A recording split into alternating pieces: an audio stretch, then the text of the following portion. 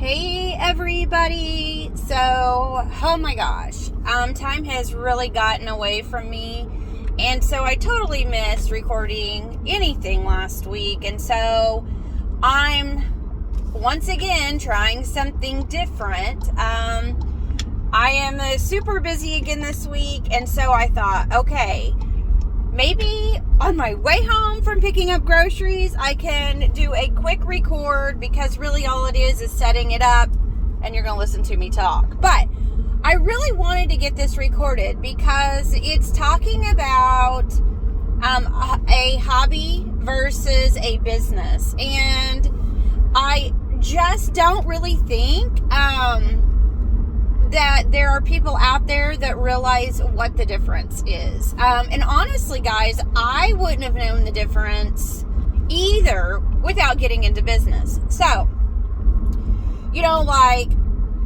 now, of course, I don't want to call anybody out by any means, because I honestly feel like a lot of people, they just don't, they don't understand. They're not educated on the hobby versus a business, or maybe even why their hobby needs to be turned into a business. So, my biggest thing, and why I'm touching base on this, is because those of us that are in business, okay, and we're doing everything that should be required that a business does, as far as file your certificate with the state and pay your sales tax in. There's just so much, all of the extra paperwork. So here we are, and we've got all of these things as a business to do. And then you've got a person out here that, and I call it a hobby. The hobby means that you literally are collecting money for items, but you're not collecting sales tax. You're not having to do anything for tax purposes. And so we're selling the same product, and you're not collecting sales tax. I am. I'm having to make sure I pay that sales tax back in, report it, and of course then at the end of the year, do all of the taxes. So, what is the difference between a hobby and a business? It really honestly boils down to a hobby is something that you do because you love, with no intention to make any money. So my husband raises dirt track bee mods. It is a hobby. He does not race on the intention to make money. Me, on the other hand, I run Southern Gray with all intentions to make money. So it's just something you have to look at. So let's just say you've got people out here that I am going to use t-shirts, tumblers, because if you're watching this, I am sure in your area it's the same as my area. The amount of people that make shirts, make tumblers, there is just a plethora of them, which is fine, because what I have become to learn, see, I'm just not very good with words, but what I've learned is that, especially when it is anything that has an artistic part of it, everybody's going to be different. Maybe one person is all into the bleach tee look, or maybe one person is all about the vulgar, raunchy look, or what if one of them's more sports oriented? So that's kind of the thing about it, is I don't feel like you can have too many people, because everybody's going to have their own take and their own style that they like. Like me, I don't know if you can see the shirt I'm wearing. It's just a simple Southern Gray white puff tee. I seem to like the simple. So, and yes, I do make a big bulk of my own shirts for my business. Because one of the biggest reasons is it's an additional item to sell, and two, it's my store, and so when I make a lot of the shirts, it's because it's what I like and I want in my store.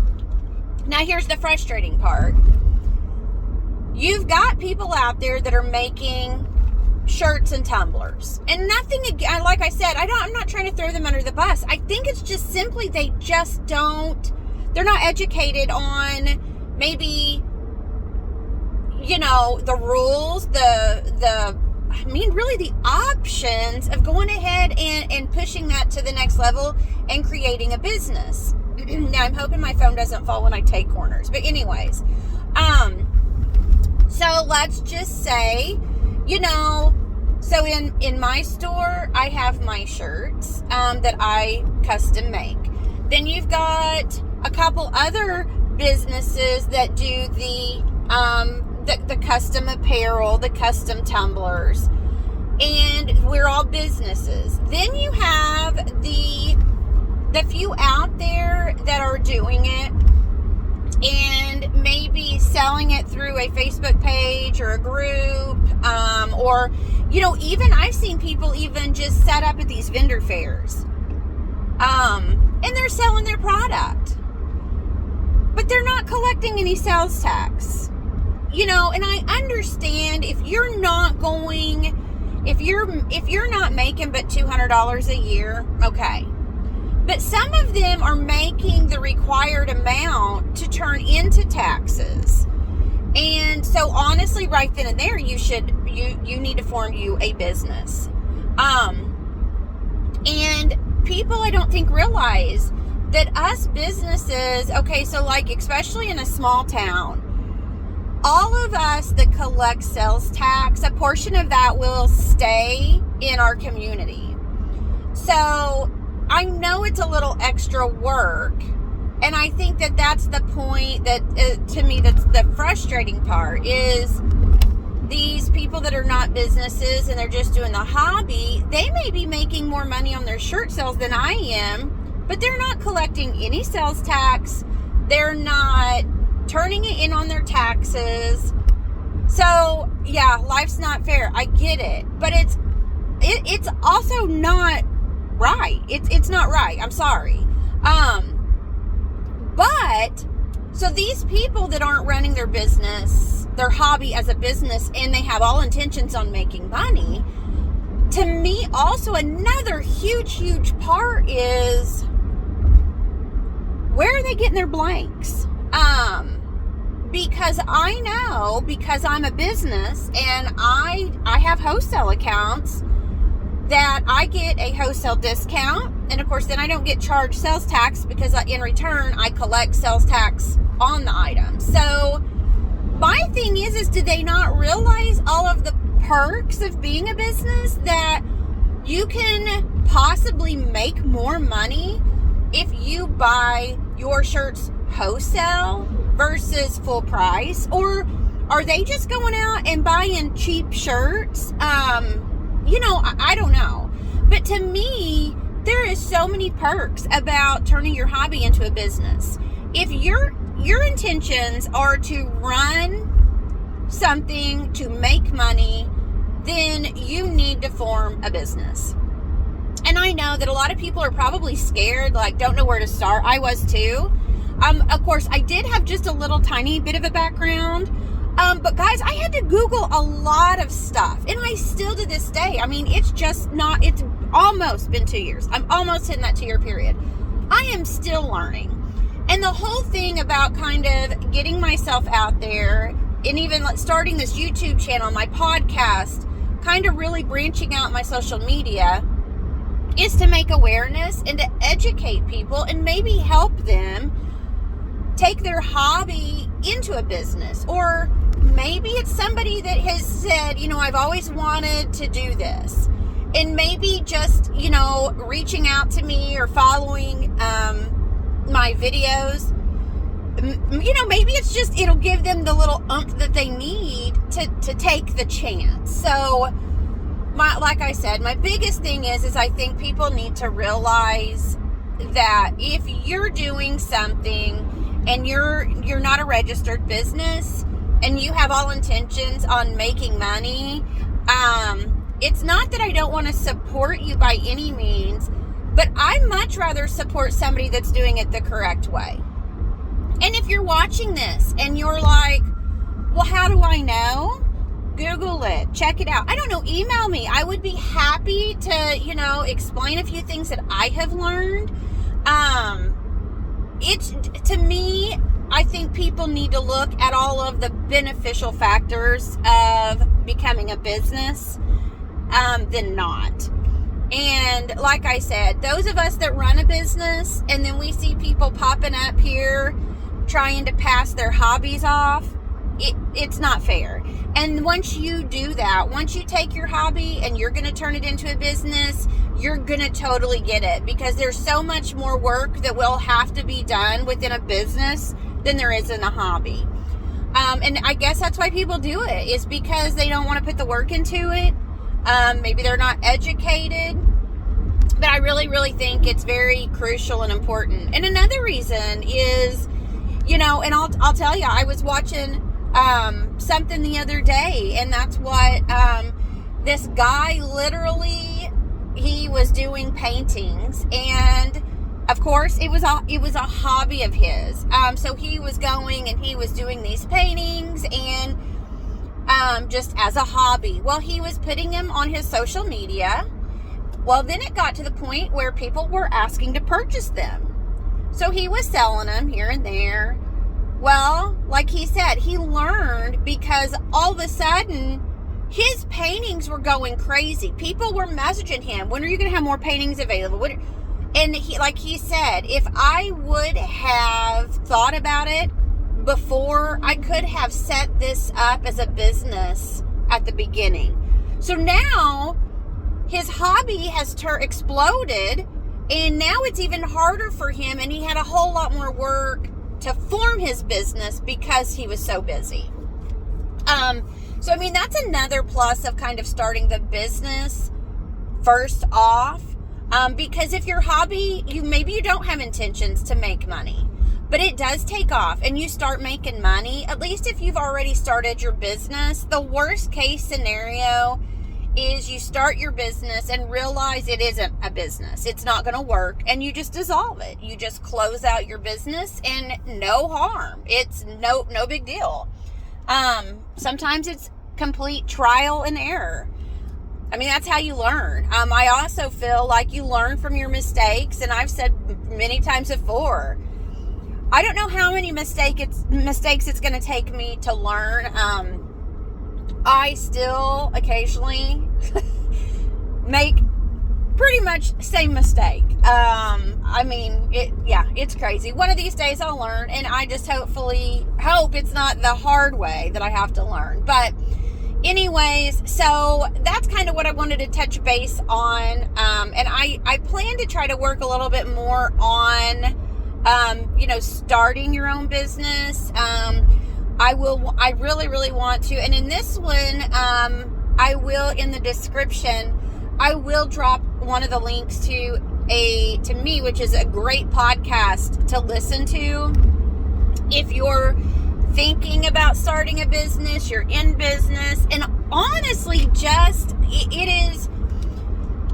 it's just about you, period. I think it's just a great podcast to kind of get a jump start on your life, your business, anything. And I'll drop the link in that podcast. It's by Andy Frisella. It's the MF CEO Project. And I love it because I had listened to a podcast that I went all the way back and started from his very first. And I'm still trying to get caught up.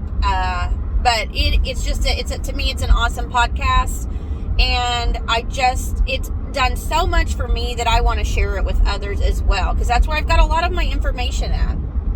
So if you're somebody that is tinkering around with a hobby right now, you really should take a look at, Google, what is the difference between a hobby and a business? Because like I said, a hobby is doing something that you completely enjoy but have zero intentions to make money. A business, to me, my business, Southern Gray, is something I absolutely love, but I have every single intention to make money. So take a good look at that. And if you have questions, I really encourage you, I would love for you to send me an email. I am definitely one, I'm not good with writing, I'm not good with words. But I would, even chat on the phone. I'm one of those, I just like to speak. That's why I like talking out loud, guys. I just find it so much better. You can hear the tone of my voice. I just think that that's a huge factor when you're dealing with people, whether it's hearing the tone in their voice, seeing their facial expression. It makes a huge difference. So I really hope that you guys will like, comment, share, subscribe. I'm new at this, guys. I'm winging it. I just launched a Facebook page so I can share my YouTube videos and my podcast links on my page. And I'm putting myself out there. Haters are going to hate, but I'm doing what I love, and really that's all that matters. So, again, guys, take a look. If you're into a hobby, or maybe your hobby, you didn't have any intentions to make money, and you're like, oh man, I really need to check this out. Do it. Google it. Check it out. Do your research. Is it going to benefit you to turn your hobby into a business? Or is it time that your business just becomes a hobby? I mean, it goes both ways. But like I said, there are so many perks of having a business. Yes, it is more work. But to me, the more work you put in, the better it's going to pay off. So, again, guys, I appreciate you watching. I would love for you to share this video with somebody that maybe you think could use it. And like I said, give me some feedback. I'm going to drop the link to the podcast in the description of this video as well. And so, guys, until next time, thanks for watching, and be sure to hit that notification bell, like, subscribe, and of course, share with your friends.